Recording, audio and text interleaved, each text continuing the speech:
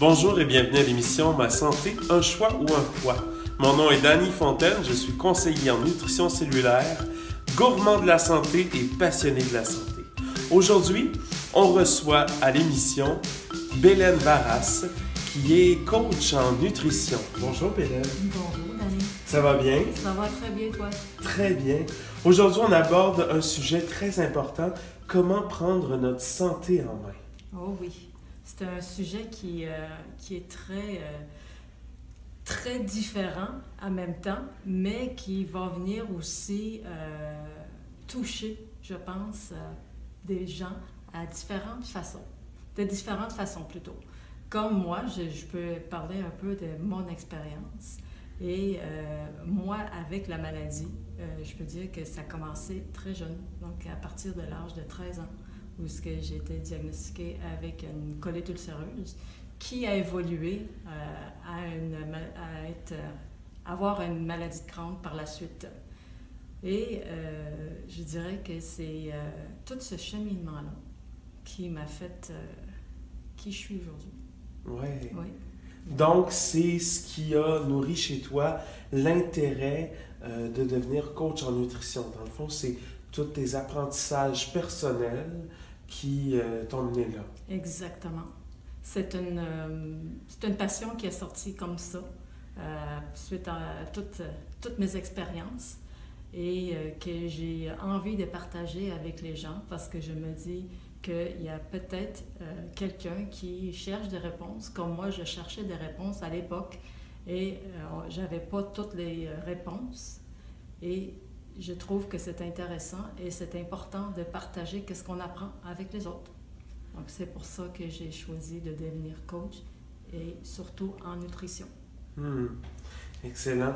C'est important de comprendre que quand ça commence chez toi, tu as 13 ans. Oui. On ne connaît pas tout à fait qu'est-ce que c'est, on ne connaît pas beaucoup les causes et surtout, quand tu as 13 ans, il n'y a pas Internet pour faire des recherches. Non, exactement. Puis je dirais que même à 13 ans, on n'a pas la conscience de l'ampleur qu'une maladie comme ça peut avoir sur nous à ce moment-là, mais aussi dans le futur.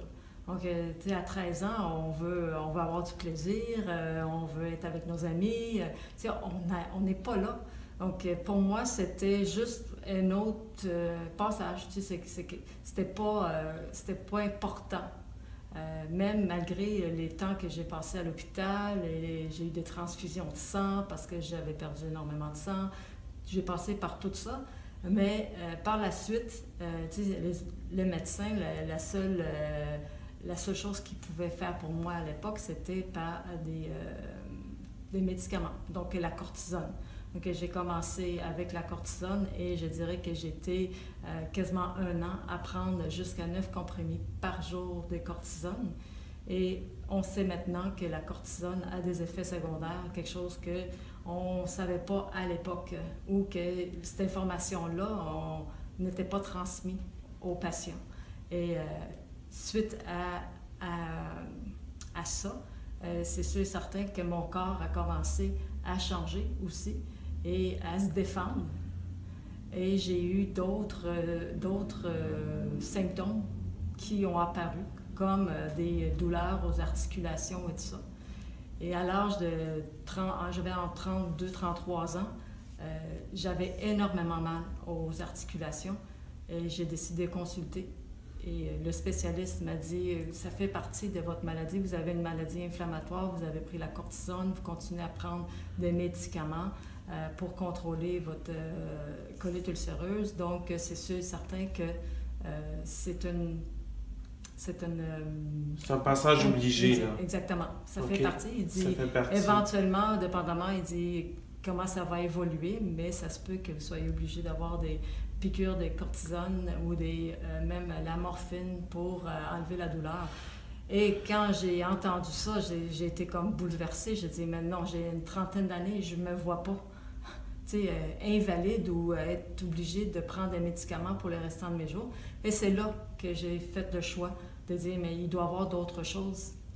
Et même à cette époque-là, je parle dans les années peut-être fin 80, début 90, on n'avait pas Internet comme on a aujourd'hui. Donc, j'ai tout fait ma recherche moi-même oui, je suis allée à la bibliothèque, j'ai aussi consulté dans les magasins de produits naturels. Et il ne devait pas en avoir beaucoup à cette époque-là. Pas du tout. Et à l'époque, j'habitais à Montréal.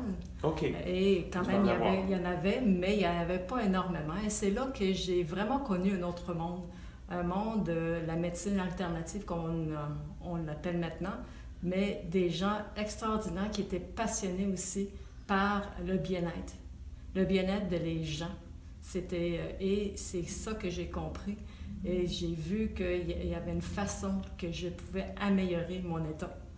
Et j'ai commencé graduellement, d'année en année, là, à changer des affaires dans mon alimentation et ajuster. Et je me suis enfargée à plusieurs reprises. Là. Il y a des choses que j'ai essayées qui ne faisaient vraiment pas. Il y a d'autres choses que j'ai essayées puis ça allait super bien. J'ai eu des rechutes. Et à plusieurs fois, j'ai eu 2 rechutes depuis que j'ai été diagnostiquée. Mais tout ça a fait que j'ai évolué et j'ai été capable de vivre des choses extraordinaires, pas seulement côté santé, mais aussi côté spirituel, côté émotionnel, parce que ça joue aussi énormément sur notre santé. C'est sûr que quand on parle des intestins, c'est le centre des émotions, effectivement. Exactement. Donc, il y a quelque chose d'émotionnel, puis spirituel aussi, parce qu'on a à se découvrir ou à se redécouvrir dans notre corps. Oui. Et effectivement, c'est très spirituel. Il y a des aliments, j'imagine, parce que là, le diagnostic, c'était maladie de Crohn. Non, premier diagnostic, c'était colite ulcéreuse. Oui. Et en 2010, quand j'étais allée passer une colonoscopie de suivi, le spécialiste ici à Lévis, il m'a dit que c'était la maladie de Crohn.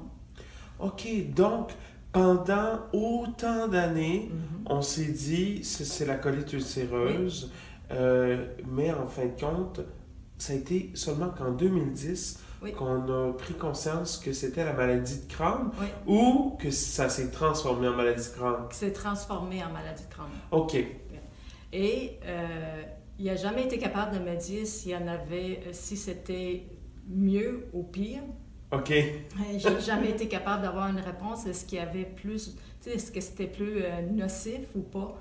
Il dit que ça ressemblait beaucoup, donc c'était peut-être juste au niveau de diagnostic à l'époque. Bon. OK. Donc, il ne pouvait pas dire si c'était... C'est bon. Donc, la question qu'on se posait, c'est ça. Même le médecin ne pouvait pas y répondre. Il ne pouvait pas y répondre. Et qu'est-ce que moi, quand j'ai sorti de son bureau en 2010, et il m'a dit, oui, vous avez des polypes. Ils m'ont enlevé les polypes. Il dit, il y a un peu d'inflammation. Et il dit, je vais vous prescrire un médicament. Il m'a nommé les effets secondaires. Puis j'ai dit, merci pour la prescription, mais je ne vais pas les prendre. Il dit, parfait. Il dit, je vous laisse, puis vous faites ce que vous voulez avec. Donc, il dit, c'est sûr. Il dit que nous, on va vous suivre à chaque année. Ouais. Donc, à partir de 2010, j'allais passer une colonoscopie régulièrement, à tous les ans. Et à chaque année, mais il y en avait de moins en moins. Et en 2014, en mai 2014, quand j'étais allée passer la colonoscopie, le médecin lui-même, il était vraiment surpris parce qu'il n'y avait plus d'inflammation, il n'y avait plus de polypes. Mon intestin était clair, il était beau. Il dit, j'en viens pas. Il dit, je comprends pas. Il comprend pas, mais parce qu'il savait que j'avais jamais pris mes médicaments, puis il m'a même posé les médicaments qu'il m'avait prescrits et que j'avais fait par moi-même des choix alimentaires et des choix aussi de niveau de stress et tout ça, qui a fait en sorte que ma maladie de Crohn s'est atténuée. Donc, le titre de l'émission, Comment reprendre notre santé en main, le départ de reprendre notre santé en main, c'est les intestins. La maladie de Crohn, on parle d'inflammation au niveau des intestins, on parle de difficulté à digérer même certains légumes qu'on sait être bons pour la santé. Oui. Comment tu as fait pour reprendre ta santé en main? Mais c'est vraiment de faire des changements graduellement. C'est pas d'aller drastiquement. Et je peux vous dire que c'est très difficile pour moi parce que moi, quand j'ai décidé de faire quelque chose, je vais 100 000 à l'heure ou je ne vais pas du tout. Et ça a été vraiment très, très difficile pour moi de faire des changements graduellement, un à la fois. Et c'est vraiment de cette façon-là que j'ai réussi à trouver ma santé. Vraiment. Donc, par exemple, si je prends un légume aussi simple que de brocoli, chou-fleur... qu'on sait qu'ils sont excellents pour la santé. Très, très bon pour la santé, mais très difficile à digérer pour des gens qui ont des problèmes de digestion. Donc, je les ai intégrés, mais au lieu d'en manger une portion, mais j'en mangeais peut-être juste une fleurette. OK. Et je le faisais cuire pour justement pas défaire, mais de ramollir la fibre pour que ça soit plus facile à digérer. Donc, c'est toutes des choses que... Donc, tranquillement, oui. Étape par étape, l'intestin s'est habitué à digérer, entre autres, une fibre un peu plus ramollie pour pouvoir bien se nourrir, dans le fond. Exactement. Okay. Et c'est une des choses que j'enseigne et que je dis à des clients ou même les étudiants, c'est de le faire peu à peu, de prendre une chose et d'ajouter quelque chose et d'enlever quelque chose dans leur alimentation. Okay. Donc, un aliment qui n'est pas bon pour leur santé, puis un aliment qui est bon pour la santé. Donc, ils font toujours, s'ils fonctionnent de cette façon-là, peu à peu, ils vont se rendre au niveau où ils vont avoir changé leur alimentation complètement, ouais. sans que ça soit trop difficile. Et en permettant au corps physique, émotionnel, de se préparer, de faire cette transition-là lentement pour pouvoir s'assurer qu'il n'y ait pas de choc. Oui. Super important. Oui, parce qu'on sait que tout est relié. Hein? Le côté digestion est relié avec le côté de le cerveau. Donc, des études le démontrent maintenant là, que c'est deux dans un. L'intestin est notre deuxième cerveau, même si je suis d'accord avec toi que je dirais que c'est le premier, oui. Parce que si l'intestin ne fonctionne pas, le cerveau fonctionne tout croche. Exactement. Donc, oui. Si on n'est pas bien ici, on n'est pas bien là. Ça va ensemble. Non, absolument. Effectivement, c'est clair. Bélène, à quoi ressemble une journée typique d'une femme comme toi qui a eu des gros problèmes au niveau digestif avec la maladie de Crohn ou avec la colite ulcéreuse? Donc, à quoi ressemble aujourd'hui?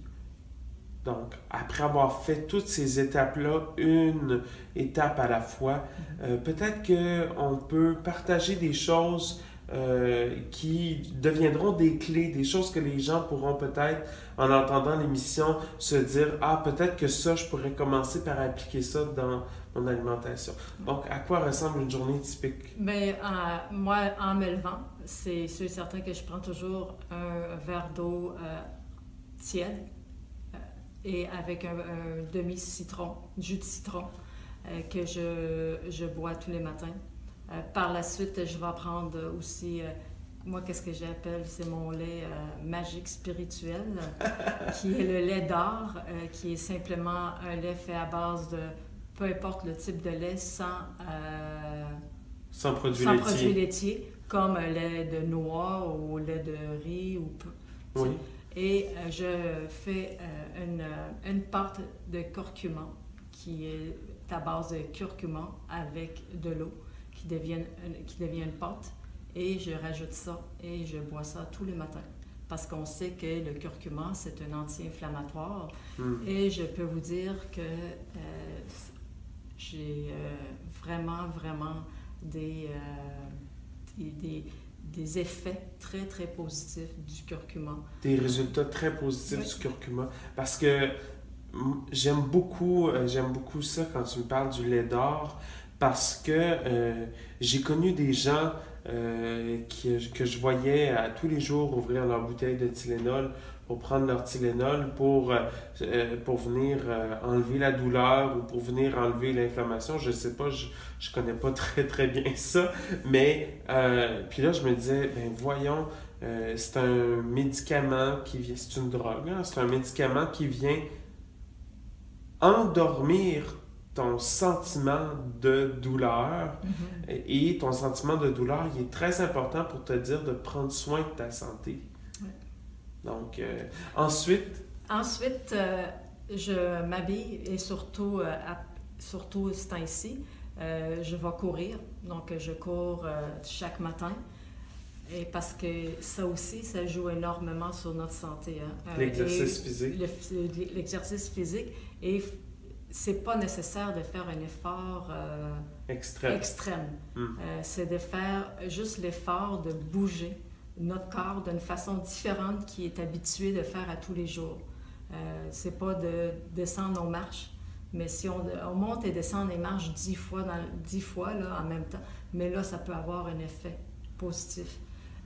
Donc, pour moi, c'est très important d'intégrer de l'exercice à tous les jours dans mon quotidien. Oui. Dans ton quotidien. Et par la suite, mon déjeuner, mais là, je m'amuse parce que là, je peux manger plein d'affaires et les gens disent « Ah oui, tu vas manger ça pour déjeuner? » Oui, absolument.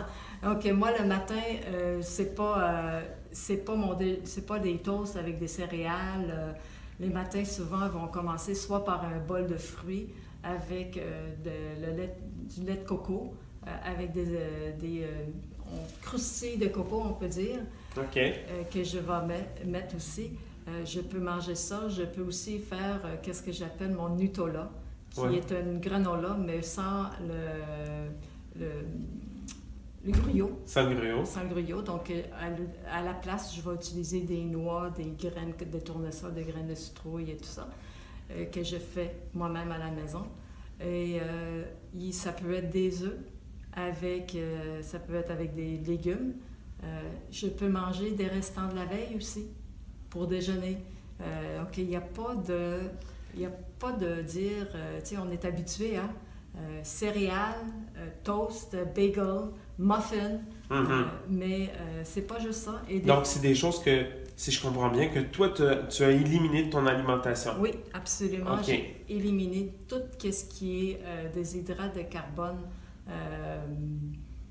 comment on appelle, des hydrates de carbone, comme tout ce qui est farine. Tout ce qui est farine. Tout ce qui est farine, là, c'est ça que j'ai éliminé. Entre autres. Entre autres, parce que pour moi, je ne peux pas parler pour tout le monde, mais pour moi, ça allait vraiment pas bien. C'est un irritant énorme pour mes intestins.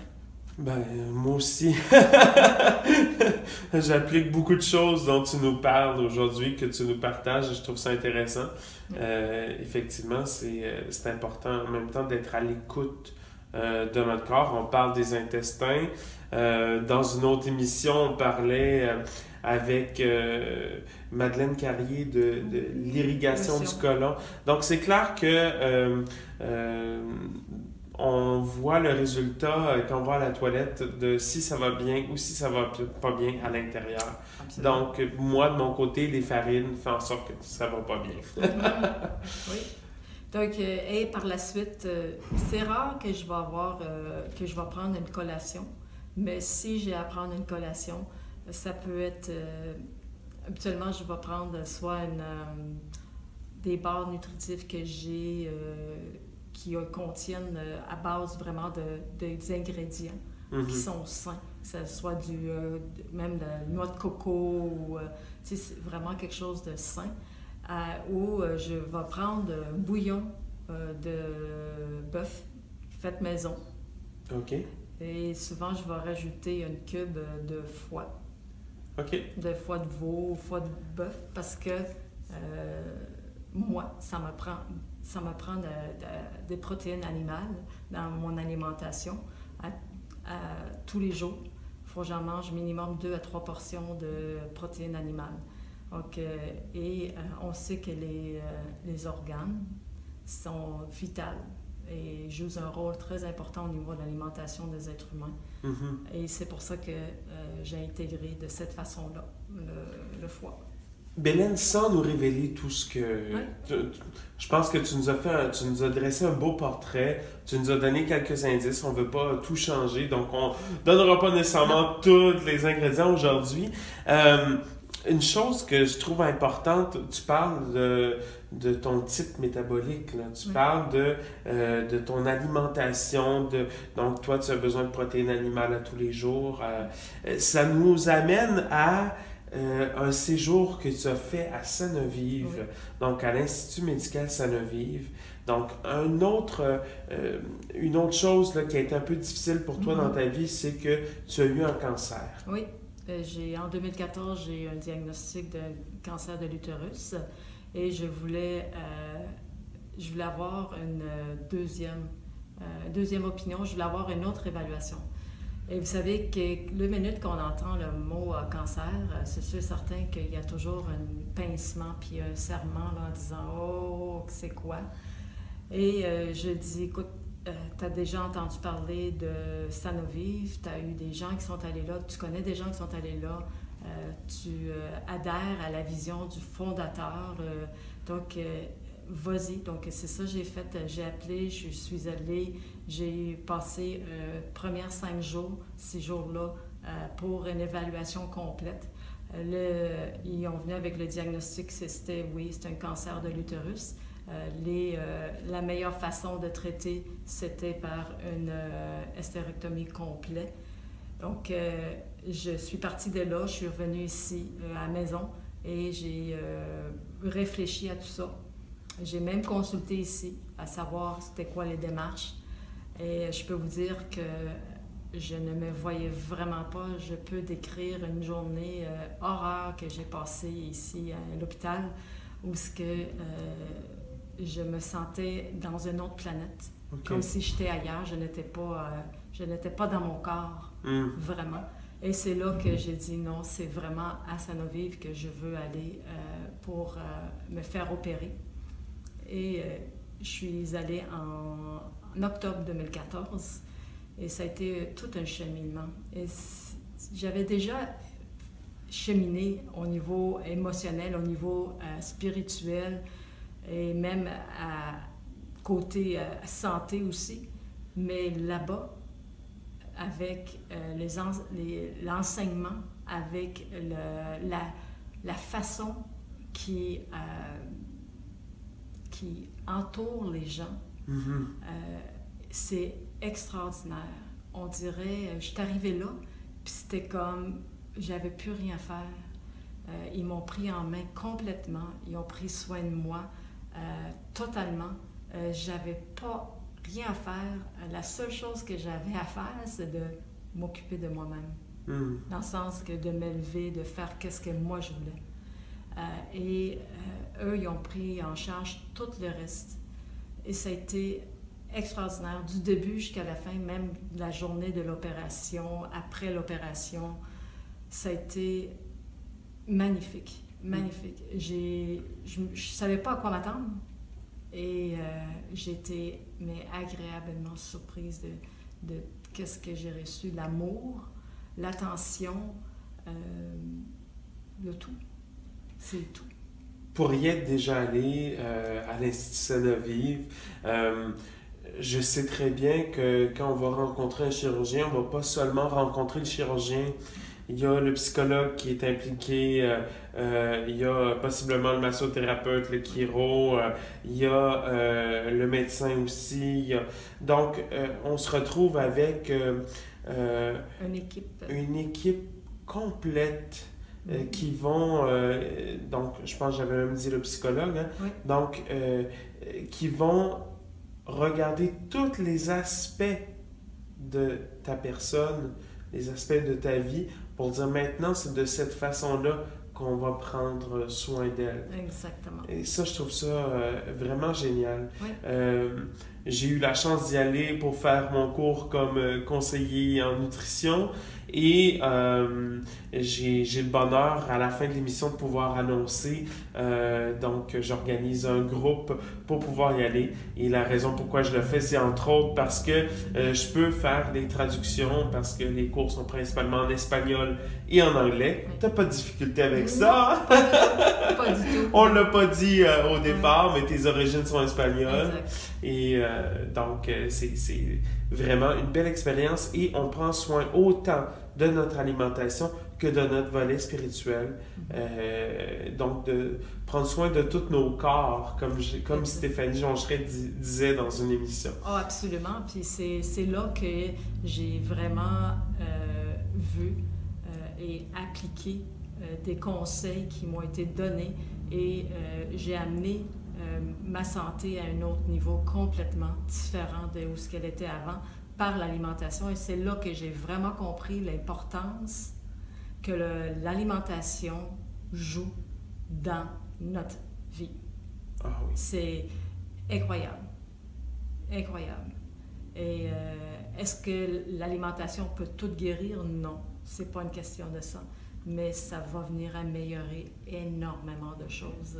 Et c'est là que j'ai vu, j'ai compris c'était quoi le rôle de la nutrition dans ma vie. Donc, une des choses importantes de mon expérience, là, c'est que je mangeais comme dans un hôtel 5 étoiles et j'ai mangé plus qu'à l'habitude et j'ai éliminé du poids. Oui.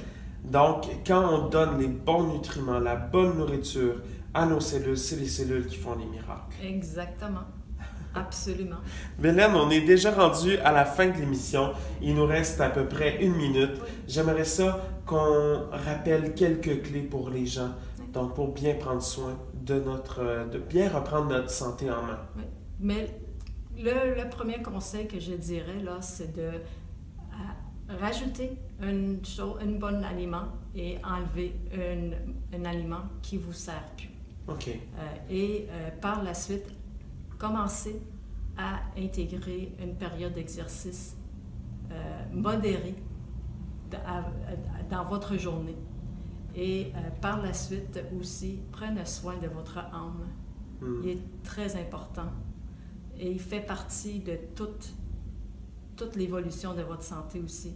Donc, ça, ce serait les 3 conseils que je pourrais donner aux gens. Merci beaucoup, Bélène. Je peux dire aujourd'hui que je te vois rayonnante de santé, pétante de santé, comme on dit, mais on n'a pas trop de problèmes de gaz, là, donc on va dire rayonnante de santé. Je veux te remercier pour ta générosité. Je veux te souhaiter une bonne santé, puis un bon succès. Merci beaucoup, Danny. Merci.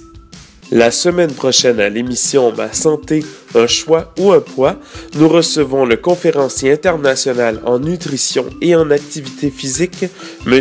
Dominique Mascolo. Avec lui, nous aborderons le sujet « Comment vieillir en santé ». C'est un rendez-vous la semaine prochaine à l'émission Ma santé, un choix ou un poids.